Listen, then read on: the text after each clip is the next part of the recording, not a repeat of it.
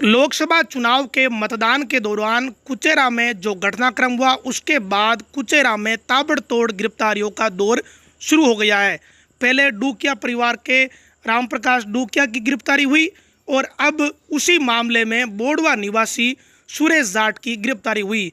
हालांकि ये मामला 2 साल पुराना है, लेकिन इसके पीछे की प्रस्तावना 19 तारीख को हुआ वो घटनाक्रम नज़र आ रहा है। ये बात सबको पता है कि 19 तारीख को मतदान के दिन कुचेरा में जो घटनाक्रम हुआ, उसमें तेजपाल मिर्दा के सिर पर चोट लगी। वहीं डूकिया परिवार के लोगों के साथ भी कपड़े फाड़ने जैसी घटना हुई और तमाम तरह के जो हालात देखे गए वो वीडियो में कैद हुए। उसके बाद ताबड़तोड़ तरीके से गिरफ्तारियों का दौर एक तरीके से शुरू हो गया है। 20 तारीख को ही रामप्रकाश डूकिया की गिरफ्तारी पुलिस ने की। 2 साल पुराने मामले में वो गिरफ्तारी की थी और उसके बाद उसी मामले में आज बोडवा निवासी हिस्ट्री सीटर सुरेश जाट की गिरफ्तारी हुई है। ये जो घटनाक्रम हुए हैं, इससे ये पता चलता है कि पुलिस बेनीवाल समर्थकों के पीछे पड़ गई है। कुल मिलाकर चुनावी झगड़े के बाद ऐसा लग रहा है कि अब पुरानी फाइलें खोली जा रही है और पुलिस लगातार कार्रवाई करने में जुट गई है। खबर ये भी सामने आ रही है कि आने वाले दिनों में कुछ और भी गिरफ्तारियां हो सकती है। जिस मामले में 2 दिन पहले रामप्रकाश डूकिया की गिरफ्तारी हुई और अब सुरेश जाट की गिरफ्तारी हुई है, वो मामला 2 साल पुराना है। 21 जनवरी 2022 को डूकिया परिवार के ही मनोज ने मुकदमा दर्ज करवाया था।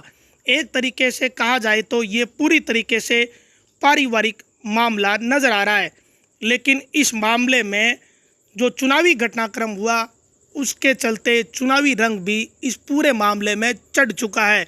भले ही इस बात को कोई स्वीकार करे या नहीं करे, लेकिन इसमें कोई दो राय नहीं कि जिस मामले में 2 साल तक कुचेरा पुलिस ने फाइल को हिलाया तक नहीं, उस मामले में 19 तारीख को जैसे ही वो घटनाक्रम हुआ तो दूसरे ही दिन रामप्रकाश डूकिया की गिरफ्तारी कर ली। रामप्रकाश डूकिया कौन है? ये सभी जानते हैं कि कुचेरा का डूकिया परिवार हनुमान बेनीवाल का कट्टर समर्थक है। रामप्रकाश डूकिया, उनके पुत्र पूर्व छात्र संघ अध्यक्ष राजेंद्र डूकिया सहित उनके परिवार के ज़्यादातर सदस्य हनुमान बेनीवाल के कट्टर समर्थक है। और कुचेरा में जो घटनाक्रम हुआ, उसमें डूकिया परिवार वशेज मिर्दाओं के बीच वो पूरा घटनाक्रम घटित हुआ था और उसके दूसरे दिन से ही गिरफ्तारियों का दौर एक तरीके से शुरू हो चुका है।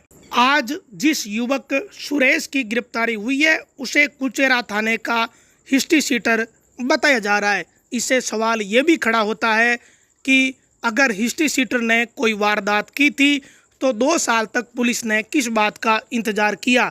कहीं ना कहीं इससे ये जाहिर होता है कि पहले राज किसी और का था और अब राज किसी और का है। जब पहले राज किसी और का था, तब इन लोगों पर किसी ने हाथ नहीं डाला, ना ही किसी पुलिसकर्मी की हाथ डालने की हिम्मत हुई। अब राज बदल गया और राज के इशारे हो गए तो इनकी गिरफ्तारियां होनी शुरू हो गई। लेकिन कुचेरा के 19 तारीख के चुनावी झगड़े के बाद ये जो कुछ हो रहा है, इससे ऐसा लगता है कि इससे रंजिश बढ़ेगी ना कि कम होगी।